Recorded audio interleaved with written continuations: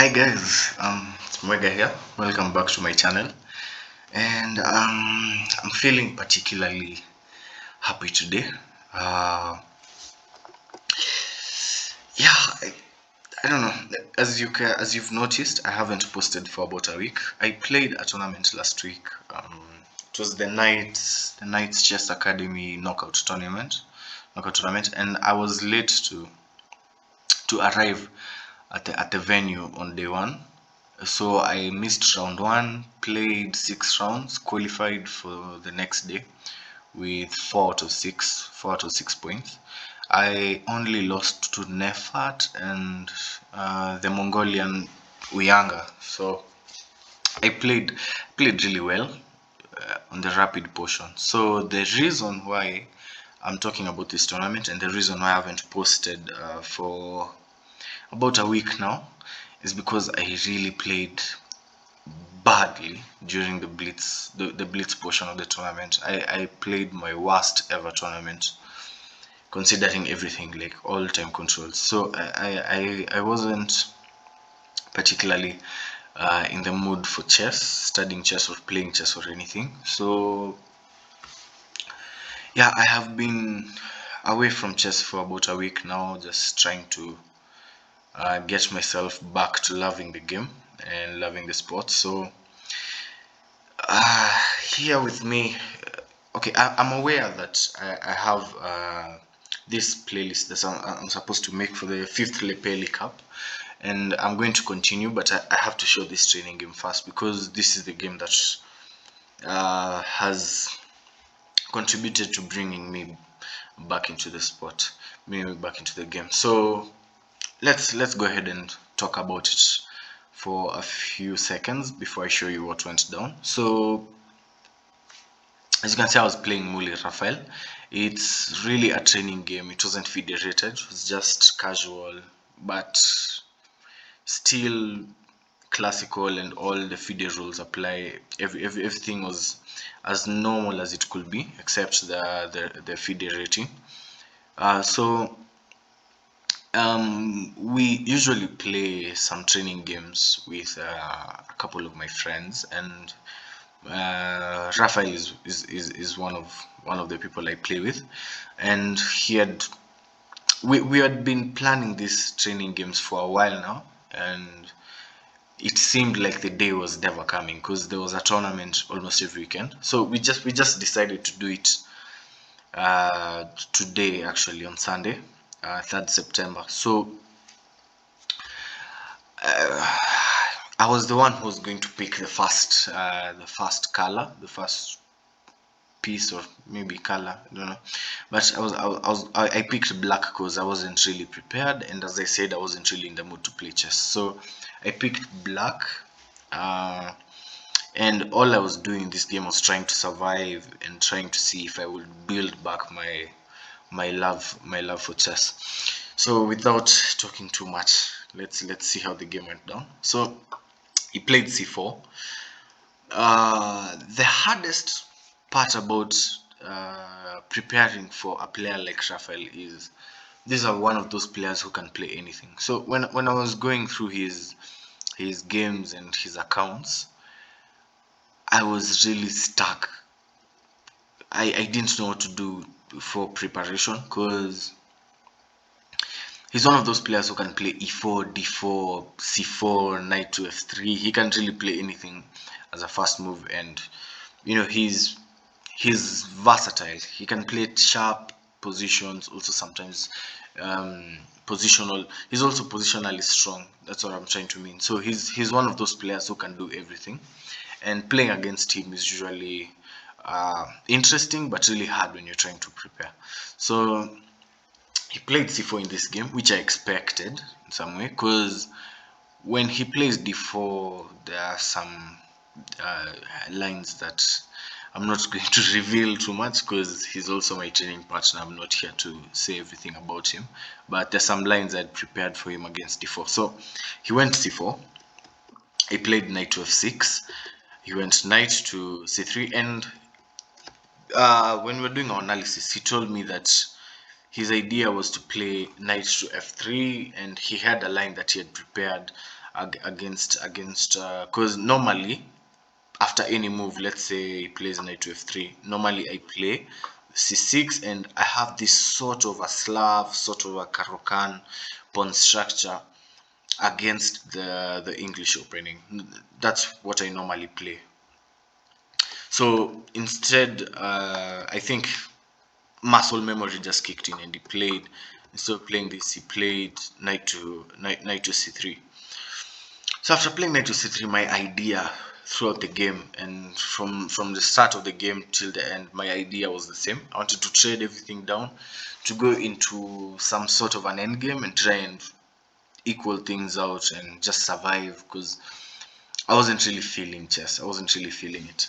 So I played d5 immediately, which I know isn't the best idea ever, because it's easy to punish this sort of defense for black.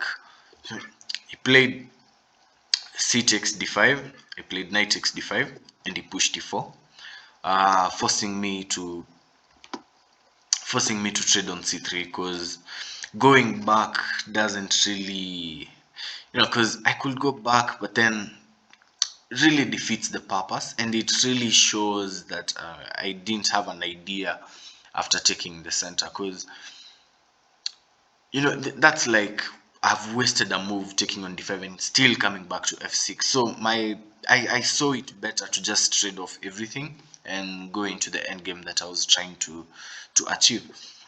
So I took on c3, we played b takes as you should, and I played e6, just a waiting move. I was waiting to see what he's going to do. Plus also I am trying to bring my bishop into the game somehow, maybe bishop e7, bishop d6, depending on how the game could have turned out to be. So I played e6, he played knight to f3, continued development. I played b6, another waiting move, and trying to activate my bishop through bishop b7 and taking control of this long diagonal. Okay, it's a very weird arrow. So anyway, he played the bishop b5 check, I played c6, he played bishop to a4, which okay, this was his plan, and he told me that this was his idea. He wanted to reroute this bishop to b5 to a4, then back to c2, and take control of this diagonal, just in case I had castled and it caused some problems on the h7 pawn, h7 square, I mean. So okay, it's valid, and I can't really say much about it because it's how he was going to play and it's what he had prepared for me. So to each their own, let me just say that, because it's really, yeah, I don't know, it's not like me, but I could understand what he meant. So I played bishop to a6, stopping him from castling. Played his bishop to c2 as he had planned. I played bishop to e7. He played d3, now closing the diagonal so that he can castle, because now my bishop is hitting at the d3 pawn and it's pretty much defended. So I played queen to c7, another waiting move. I didn't want to be the first to castle because I was afraid of some h4 ideas, maybe h4 h5 later in h6, and trying to open my position up here. And with this position, what I can see from this position, I don't really think it's imperative for white to castle, because white can sit in the center and really attack my king side, because I don't really have success or maybe like threatening pawn breaks in the center of the board, because I have no c pawn that could potentially be a pawn break that will take too many moves. f5 is not an idea to play, so I didn't really have any enticing pawn breaks in the center, so I was just waiting for him to castle. So I played queen to c7, played bishop e3, I played c5, just stopping any d4 ideas in the future. He played f4, which I didn't really see why, but we were all just playing waiting moves, waiting for the other to castle. So I played my knight to c6, continuing with the development, and now he castled, seeing as we have waited too long and he has to start attacking me. So and it isn't so easy to attack me if his king is still in the center. So he castled, ideally a perfect idea, and now he's going to try and open up the center of the board. So I castled 2. He played rook e1. I played bishop to f6, trying to cause some problems on the weak c3 square, which was committal, I'll say that, because now the next moves are very forced. Bishop to f6 was very committal, which I had no problem with, to be honest, because I wasn't really feeling like playing such a long and grinding game at the moment. So he played d4. I played rook f to d8, and he played e5. And in this position, you might think that the pawn is hanging, which I also thought so. And I thought I was really comfortable after this, which I am, but the level at which I thought I was comfortable isn't really ideally what happened. So I played knight takes on e5. He took back with his knight. I played bishop takes, and the move that I had seen as I was calculating this line was queen to a5. I saw queen to a5 trying to threaten my h7 pawn, but this case maybe play my bishop back to f6 or push g6 in some way. But I didn't really see as if I was losing in this position, and I thought I was going to have an advantage because I'd be a pawn up. But what I had missed is after bishop to 6, he played bishop takes. He played bishop takes on h7. Check. I had to take back. He played queen to a5, queen to h5 with check. I went back king g8, and he played pawn takes. Notice it's possible to play queen takes, and after pawn takes the game continues. We'd have the same position as what we'd had in the game, but in this case the queens are off the board. So as he's playing white, he's trying to push for something. He decided to take back with the pawn and keep the queens on the board. So I played my bishop to d3. My idea of playing bishop to d3 was I felt as if my bishop on e6 was really offside, and all his pieces are now trying to gather around my king side, and I didn't really feel safe in this position. So I played bishop to d3 with the idea of bringing my bishop back to g6 and trying to consolidate, because I really thought he was going to attack me mercilessly.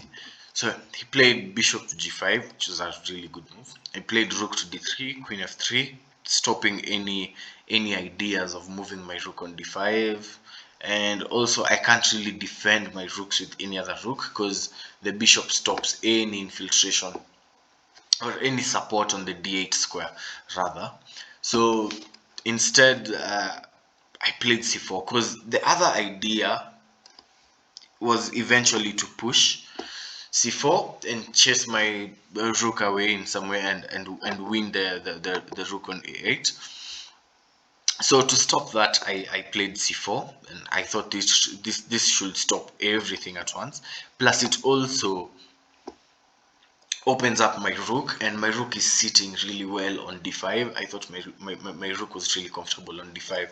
So this position, he played an inaccurate move. He played bishop back to e3, and during the game I was calculating rook takes on e5, which later on during our analysis we saw that the idea was to play queen takes on e5, because if I play queen takes on e5 now, the only meaningful discovery, maybe bishop to d3, trying to defend his pawn on c3 also, and I'd move somewhere to maybe try and offer a queen trade. But as you can see the position, I'm up a pawn, and I have a lot of play on the queen side. I have potentially have a passed pawn, and it will be hard for him to break through this position. But as I was doing my calculation after bishop to d3, I only saw taking the pawn with my rook because I didn't like the discoveries, and this is the problem because I didn't really feel like calculating. I wasn't really feeling the game. I wasn't really feeling the chess. So I didn't calculate that line all to the end. Instead, I ended up playing rook c8, and he played bishop to d4, which I thought was now a bad move because that bishop is basically now a pawn. And to me, I thought bishop to d4 was sort of a panic move.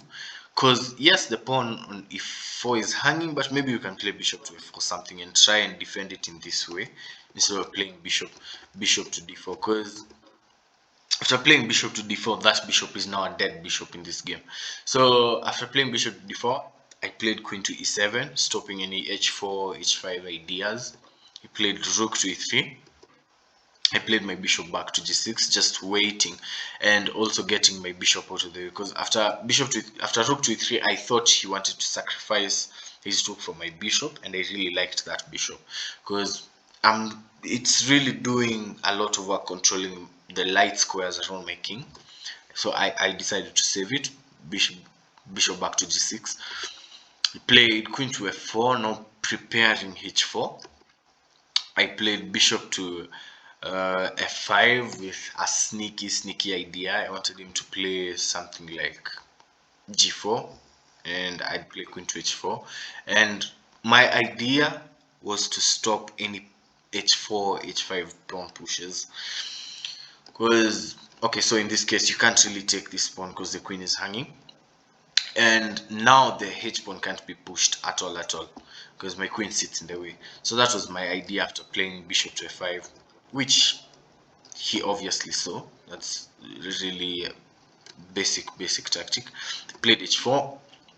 I played my rook to f5, and here I knew that if I survived the attack that h4 and h5 and h6 is coming with, I was going to win this game because I was going to win the a4 pawn. And the next set of moves, the next maybe 3 or 4 moves, he played all of them with about 2-3 minutes. He was really blitzing them out. So he played h5. I played king to f8, trying to run away. Played e6. I had to take the queen. I played my king to e8, and now I thought my king was really safe in this position. I didn't really see if anything else was really threatening in this position. But instead of playing h6 immediately, we analyzed and saw that maybe rook g3 was much stronger because now h6 is prepared, and h6 is now a bigger threat than it was. Because let's say, what do I even play here? Because let's say we play a nothing move, just maybe rook there. He'd now play 6. If I took, he takes back with check. You move, and he plays something like rook to g8 with check, and he's now infiltrating on the back rank. You have to go somewhere like here, and now he plays rook to d1, which is a very strong move. Or rather, could even play bishop to e3, also really strong. So we analyzed, and we saw that the pawn push, the h pawn was really rushed, and he could have done better. So he played a6, queen takes with check. I played king to 8, played rook to d1, and this was the point at which the game turned in my favor. But I really, again, I'm going to emphasize on this a lot because it's all that was going on in my head. I really didn't feel like I wanted to play much longer. I knew I was winning. I knew that the a4 pawn is hanging. This rook to d1 is just some sort of a bluff because there are no good discoveries with this bishop. There are no really good discoveries after maybe plays like queen to h8 check, then I play my king to e7. There aren't any useful discoveries for the bishop because anywhere it goes, I can just take the bishop and survive the game. So instead, after rook to d1, I played queen to f8, and this was now looking very drawish. Played queen to f6, played queen to 7, played queen to h8, played queen back to f8, and we offered a draw and we agreed to a draw. So why am I showing this game? I think this game was really good for me and my mental health, to use that word, basically, because I wasn't really feeling particularly well after the tournament that I had played. I really played a bad tournament. I'm going to post the standings and everything that happened during the tournament in my next video, but it was nothing really to show. It was a poor performance. I really lost against players that I could have beaten any day of the week. So this game goes a long way in bringing me back to the sport, bringing me back to chess, because yeah, I didn't really play a bad game, to be honest. Played really well and I had chances. He also had chances, but the way I managed it and the way I really motivated myself to keep on playing made me feel as if I'm really ready to be back. So I can't wait for the next training games, and you guys don't forget to subscribe, don't forget to like and comment, and stay tuned for the next training game. And I'm also going to complete the playlist for the fifth Lepeli Cup. I still have about five more games to